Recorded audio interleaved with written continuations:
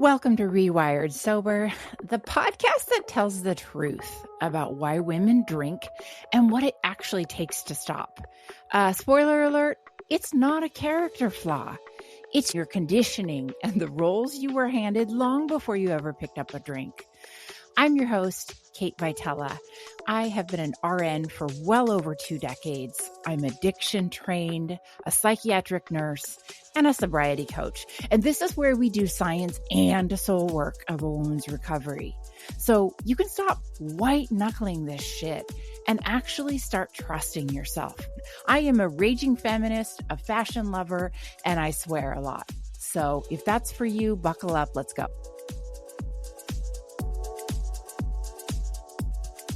Hello, my sober lovelies. Welcome back to another episode of Rewired Sober. It is Kate Vitella here. Okay, quick announcement. I have decided that when I hit episode 100, we're going to take a break.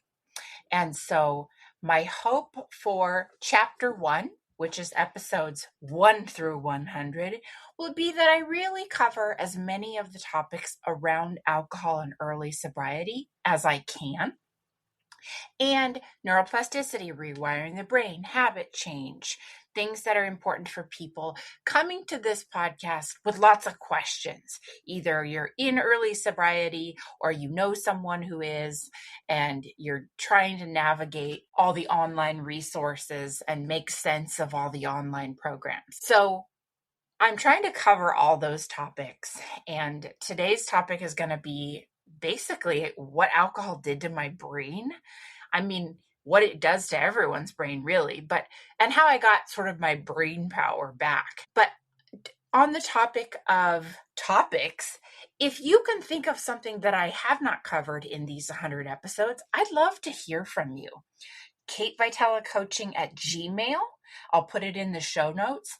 Send me a message or shoot me a message on social of something that I have not covered yet. Because here's the exciting part.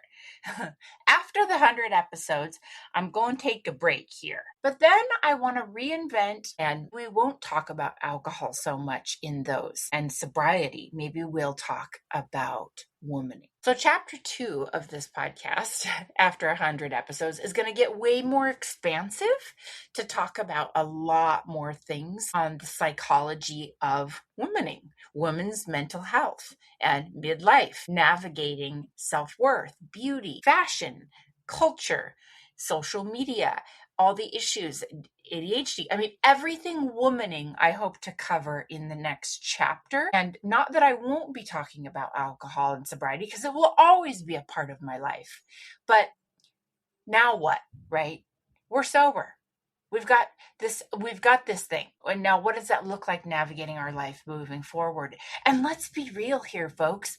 If you're coaching with me, the word alcohol rarely comes up. We're talking about so many other things because I'm going to give you something to look forward to. The other day, a client was asking me, how do you get to the place where you never think about it anymore? And it's just who you are, and that place will come. And I want to model that for you by telling you that the next 100 episodes, we're probably not going to talk about alcohol very much because you know what?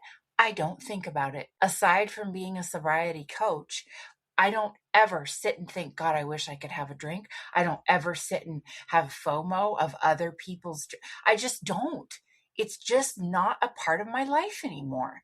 And that is not because I'm perfect, because I think that happens to a lot of us. You'll see a lot of sober entrepreneurs who are gung-ho sobriety, messaging. They're on fire to talk about it in the beginning of early sobriety. And then they just wax and wane and start talking about other things. And that's not because it's not as important or it's not as wonderful. It's just because now we start living our lives.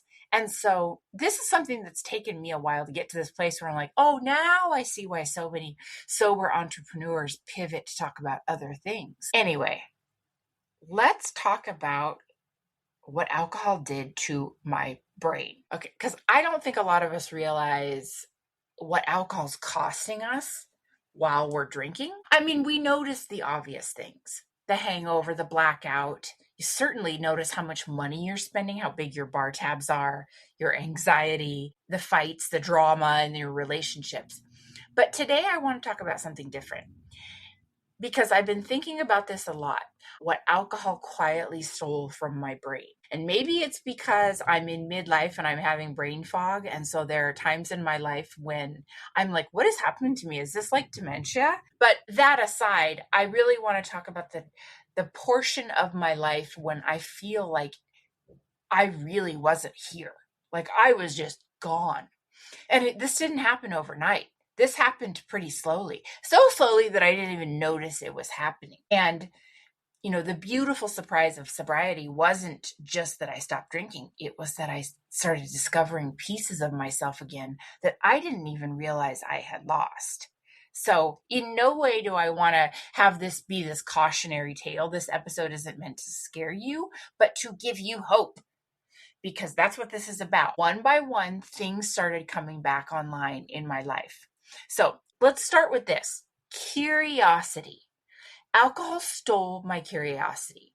This is one of the first things that became evident to me. When I was drinking, my life was very repetitive and very small. I went to work, I drank, recovered, repeat. There was no endless wonder about the world. I stopped exploring. I stopped asking questions like, what if? What can I become? Having, existential spiritual thoughts. I stopped asking and pondering what else or who else could I become? Like the thought of what if didn't ever enter my mind. I never thought, what could I learn from this situation? Right? It just made life so much smaller. Not intentionally, but honestly, neurologically, it made my life so much smaller. Because if you look at this from a neuroscience perspective, when your brain learns that relief comes from one predictable source, it stops searching as much. Curiosity requires a level of openness, of expansion, of capacity. And alcohol was perfect for rewarding that predictability. So it was like my brain didn't even look for other avenues. I lost my sense of wonder. And that is such a shame, especially now that I've been sober a while. And one of the things I love the most about sobriety is that I am the most curious human, that if life feels so limitless, what I can achieve, who I can become, where I can travel, everything feels limitless. And it also feels fascinatingly curious. Like I want to spend the time to research it. And that was never how I was before. I was like living on a hamster wheel. So curiosity. Alcohol definitely stole my curiosity. Okay, the next thing it stole, my ability to enjoy ordinary life. This happens to all of us who drink. Okay, and this is straight from the AB process of alcohol, straight from Dopamine Nation. Dr. Anna Lemke talks about this, the pleasure and pain balance. When you create such artificial spikes in dopamine by drinking or using drugs or eating excessive amounts or whatever you're doing, when you try to cheat the system and create, give your body big hits of dopamine, eventually little things don't feel exciting anymore. Like that first cup of coffee in the morning, or, you get chills when you hear a really good song on the radio, that kind of stuff. Like, little things don't feel exciting. Reading can feel kind of boring and mundane. When I was drinking, if something wasn't happening really fast, if it wasn't like bright lights, big city, lots of dopamine, it just wasn't enough. Loving my dog wasn't enough. Spending time with my husband, that wasn't enough because my brain had recalibrated. So ordinary pleasure became quieter. What a fucking shame that is. And I think, of course, we've talked about this. That's why so many people in early sobriety think, well, God, nothing's fun anymore. That's real. And that's why in post-acute withdrawal, people go back to drinking because they experience that anhedonia while the brain is recalibrating. It will recalibrate. I promise you. You will experience great joy from little things again once you've recalibrated and your brain has settled, there's beautiful news here that it does, right? That pleasure pain balance, your brain gets to homeostasis, and you certainly can enjoy little things again. Now, my first cup of coffee in the morning is like, woohoo, party in the morning. I used to say party in the morning. I'll watch a fashion show and get goosebumps and get super excited and start Googling things and ChatGPT and ordering French Vogue and looking online for various articles of clothing. And that's just one small thing, that pleasure pain balance alcohol took from me. What a gross waste of a human existence to not feel joy from ordinary things. Okay, moving on. Another thing that alcohol stole from me is my fucking attention. I don't think we talk about this enough. Your attention span, okay, when I was drinking, my attention span was really fragmented. And it wasn't just while I was drinking. It was while I was anticipating the drinking, because I was so preoccupied. How much brain space goes toward, okay, am I going to drink tonight? Not, let's face it. I mean, let's keep it real. Not if, when, where, how much do I need to gather? Well, how much will people notice? Do I have the money? Can I kind of moderate in front of important people? All those questions, that's an enormous cognitive load. And sobriety frees up all that cognitive bandwidth. And so suddenly you can start thinking about other things. Like, I had this realization a few years ago, and this still makes me laugh. I realized that Instagram, don't shoot me for making this as my example. Instagram launched in 2010. Now, I was heavily into drinking during that time. My life was very small. It was go to work, drink, come home. I did not discover Instagram until 2020. And that is not because I was living under a rock. I mean, I knew it existed, but I never paid attention to it. And I never reaped the benefits of it, connected from it, played around with it, had the attention span or the patience. So here I am. And I wasn't even curious about it. I wasn't even trying to learn about any of it. But it wasn't just Instagram. It was current events. It was news. It was up and coming tech. It was a lot of things. I wasn't curious about it. I wasn't learning how to use it. And one day, it hit me circa 2026 that I'm fairly new to Instagram because I was drinking through all those years. Other people were learning the technology. And I think, God, what a waste of a decade of my life. My attention was so fragmented, my memory so foggy, my curiosity about life and what goes on in the world was so dampened. It never occurred to me to even branch out, to even try, to even get curious. And there is a little bit of mourning here because I'm sober now, and I look back and I think, God, did I lose a decade of my life to, first of all, I could barely remember that decade because I drank so heavily and there was a lot of blackouts. And second of all, talk about lost time. I mean, all I did was drink. I filled my time with drinking and recovering from drinking. So there was no time to sit with my thoughts. There was no pick up a magazine and go down a rabbit hole of reading an article and, fantasize about the French Riviera. Just none of that. And so I use Instagram as this analogy because now it's part of my everyday life, and it's a big part of my life. I think it's a big part of a lot of people's lives. We connect, we post, we follow celebrities, we get new ideas, let's say all of social media as the example. I feel like when I got sober in 2018, I discovered there was this thing called the internet. And I am not even joking, you guys. It was like I had drank so heavy for so long that it was like I was behind in society. And I wasn't physically, but my brain was, and I wasn't even exploring what other people were creating. Okay. Now, circa 2026, it hits me. I'm not too old. I'm not really bad with technology. I was just too consumed by alcohol to do anything. It was like mental real estate was taken up. And so when I say alcohol steals your attention, it's more than just that you can't concentrate. I mean, our brains have limited bandwidth. Okay. Alcohol stole my memory quite literally and figuratively. And what I mean by that is that not only was there nights that I couldn't remember what happened that night because I was in a blackout or I had been drinking and conversations became fuzzy in my head. I mean, I couldn't even remember the next morning what happened. So in the moment, I couldn't remember. But when I look back to big chunks of my life, the memories are disorganized. They are unclear, they're foggy, and I don't know what to believe and what I dreamed up, what I hallucinated, what really happened. And I've talked about self-trust a lot. I certainly can't really trust that the memories that I have are even accurate, or that my perception isn't so skewed because I'm intoxicated. So it affected my immediate short-term memory and my long-term memory. I mean, God knows if it's affected my long-term memory in the sense that today I can't retain information. I don't think that's what it is. I'm pretty good at remembering today. I mean, the brain is rewired, and I'm older now, so yes, I have to put more time and attention into memorizing things.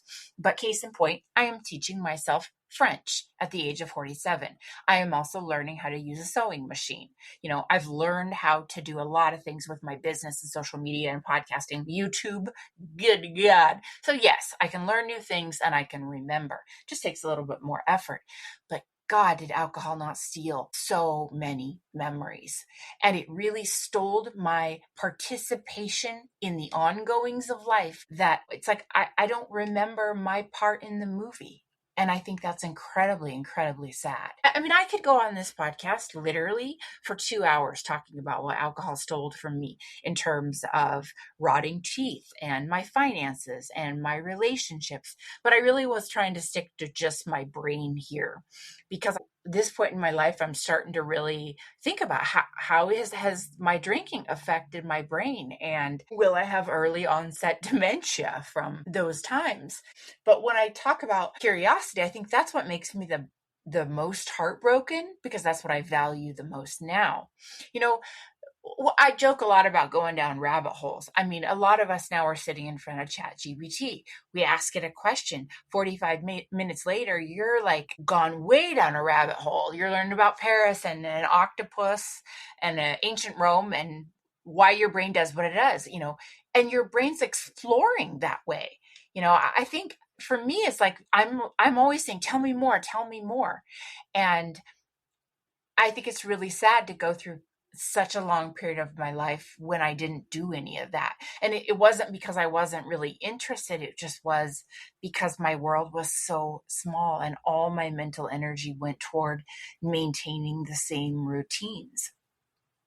I mean, to this day, I leave myself extensive sticky notes on what I need to do the next day as if I won't remember. I mean, you would think I was the chick from 50 First Dates, Drew Barrymore in that movie. Every day is a first date with Adam Sandler.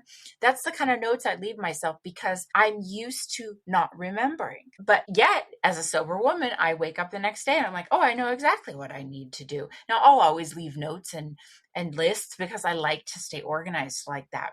But there was a time in my life when I could feel my mental capacity slipping right in front of me. And to do damage control for that, I left myself directions, sticky notes, pack this, do this. Even, you guys, it even got to the point where sometimes I left myself sticky notes that conversations of the night before. You said this because you felt this. Like, I got so used to waking up and having to do forensics and figure out what I did the night before, what I said, why I said it. Why did I break up with a boyfriend I really liked? Why did I end a 10-year friendship with a girlfriend I really liked? Why did I ruin my favorite pair of jeans? I got so used to my level of wreckage that I was, even when I was drinking, I was leaving myself notes everywhere. It just got really, really sad in the end. But when I look back, I don't think it hampered my intelligence in any way. Thank God the brain rewires, but it certainly had my attention for a long time. The other thing I forgot to mention that it stole from me was my stress tolerance. Like, I had no stress tolerance or distress tolerance, because we talk about alcohol like it helps you cope, maybe temporarily, but long term, I mean, come on. Okay. It makes it so much worse. It makes your distress tolerance pure shit. Now, today, 8 years sober, when shit hits the fan, I'm not entirely overwhelmed. I'm a little more practical about it. I can step back. I can pause. I even crack a joke about things. When something is like really bad, I can even find the nuance and say, like, two things can be true. Intentionally solve problems. But I can also see how much harder alcohol used to make my life. Like every single time I had any kind of mini crisis, then I had to resort to alcohol.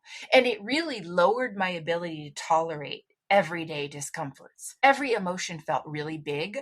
Every inconvenience felt heavier. Everything stressful, every stressful day was like evidence to me that I needed alcohol. And eventually I wasn't drinking because my life was hard. Well, it was shitty, but it was like my life got hard because I was drinking. And when I talk about stress tolerance now, it's like, well, duh, I couldn't handle anything. Everything was black and white. I was really anxious. I was on edge. And that's why I talk about the effects of neurotransmitters like GABA and dopamine and glutamate, because alcohol causes so much anxiety that we don't even realize when we're in it with drinking. We can't handle shit. The more that the cycle repeats, the more your nervous system begins living in a heightened state of stress. You're waking up 3 a.m, your heart's racing, your mind's spinning, your anxiety's through the roof. Personally, I realized that I wasn't so much drinking because my life was stressful, but everything started to feel really stressful because I was drinking. Little inconveniences felt huge. Conflict itself felt overwhelming. A bad shift at work, couldn't handle it. A disagreement with someone, oh my God, I would break up with boyfriends, like end friendships. It's like my window of tolerance, the range of stress I could comfortably handle had become so much smaller. And as a psychiatric nurse, I often think about like the nervous system as like a bucket. We can only hold so much stress. And even when the bucket's healthy, it can actually hold quite a bit before it overflows. But with chronic alcohol use, that'll gradually shrink your bucket. And the same amount of stress can cause it to spill over. So maybe your world isn't necessarily becoming harder. I mean, I don't know, but your capacity to handle it is certainly becoming smaller. At least for me, that's what I noticed when I got sober. It's not like my life got magically better. It didn't stop throwing me curveball. Life still gets lifey. But there was something about me where I noticed I didn't immediately need to escape. I could sit in the discomfort a little bit more. I could sit with some uncertainty. And that is a gift of recovery. Like before, I would have a really stressful nursing shift. I work in psych, so there's fights, there's assaults. When we have a code, it's like hella disorganized. And then not only am I stressed from the code, I'm stressed from the infrastructure of the hospital and the staffing and the resources and that pressing feeling you get as a nurse, like, fuck my life, this is what I chose as a career. Anyway, a situation that was difficult, it would hit every nerve. And now that I handle it sober, it's like, I don't think, oh my God, I have to have a drink after this. That I don't think automatically that would make it easier. And I think it's not only because I became more resilient, but I built this ingrained habit to do something different with that stress. And also, you learn that your emotions will eventually go up and then fall back down. Example of neuroplasticity, our nervous system isn't fixed. It can heal, it can adapt, it can learn discomfort. Okay, moving on. Another thing alcohol stole was my self-trust. Previous episode I did completely on self-trust, but I broke so many promises that it was like my brain just collected evidence that I was a piece of shit. I wasn't reliable. I couldn't change. And the beautiful thing is all of that did change, but for a good portion of my life, I had no self-trust. And another thing I want to talk about is alcohol stole my future in a sense, like mentally. I don't mean literally, but when I was drinking, I wasn't building, I wasn't progressing or creating. I certainly wasn't dreaming very far ahead. Life was really short term. How do I get through today, right? How do I get to the drink, the 5 o'clock? And now in recovery, it's like I have my future back. I think about future me. I think about public speaking, and I'm learning French, and I think about future travel, what ideas, growth, all of that is neuroplasticity too, but my brain is like investing in tomorrow again. And so I don't have this sense of like, just got to get through every single day. and as I said, alcohol had stolen my sense of wonder and my sense of creativity, a sense of awe. Maybe that's why I didn't think about the future, because I feel like I didn't have a sense of wonder. I didn't have a sense of feeling overly fascinated by things.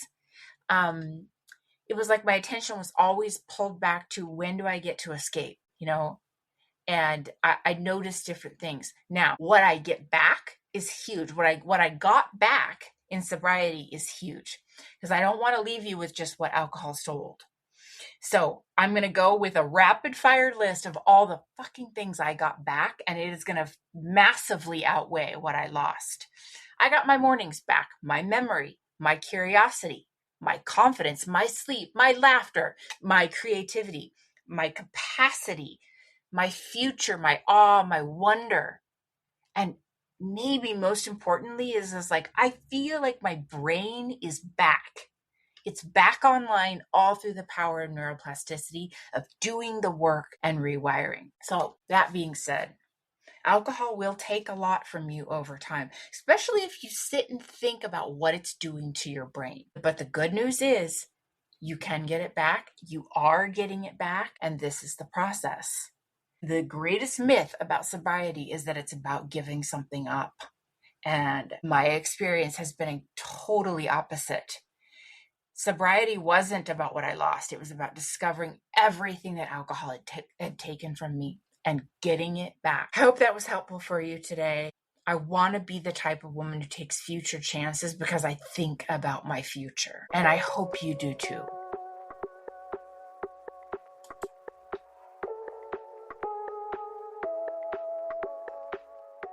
All right, that's what I got for you today. If this hits, send it to a woman who needs to hear this shit, because we are not doing this alone. You can find me on Instagram and pretty much all the socials at Rewired Sober. The links are in my show notes if you want to work with me one-on-one and go deeper. I love you, mean it, take care of yourself, and I'll catch you on the next one.